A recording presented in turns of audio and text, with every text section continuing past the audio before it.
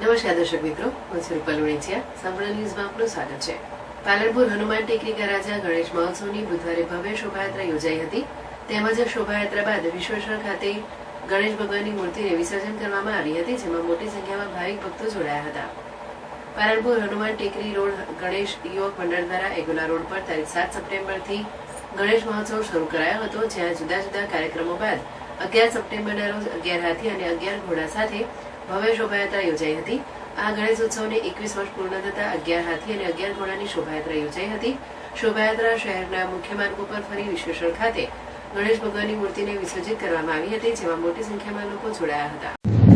તારીખ 7 તારીખથી ગણપતિ મહોત્સવ ચાલુ થયેલ છે.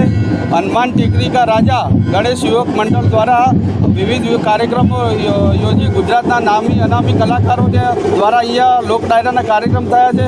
અને આજે ગણપતિ દાદાની ભવ્ય શોભાયાત્રા 11 હાથી અને 11 ઘોડા સાથેની પાલનપુરના જાહેર માર્ગો ઉપર ફરવાની છે.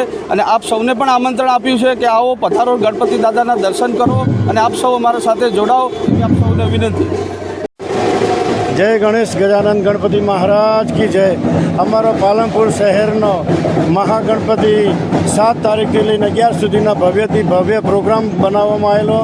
એમાં દુનિયાના મહાન કલાકારો કાકા ગઢવી, ગુણવંત ચુડાસમા, રાજભા ગઢવી રાતે ભજન સંધ્યા કરી અને મહાગણપતિ યાગ 5 કોટીનો મહાગણપતિ યાગ રોજ 2500નો લાડુનો હવન 5 દિવસ અમે સતત દાદાની આરાધના કરીને 11,000 લાડુનો હવન મહાગણપતિ યાગ કરેલો, જે પાલનપુર અને સમગ્ર વિશ્વના કલ્યાણ અર્થે કરવામાં આવેલો. અને અત્યારે મહાશોભાયાત્રા 11 હાથી અને 51 ઘોડા સાથે નીકાળવા જઈ રહ્યા છીએ. પાલનપુરના વસ્તીનો સાથ સહયોગ અને મિત્ર મંડળના સહયોગથી ગણપતિ દાદા જય.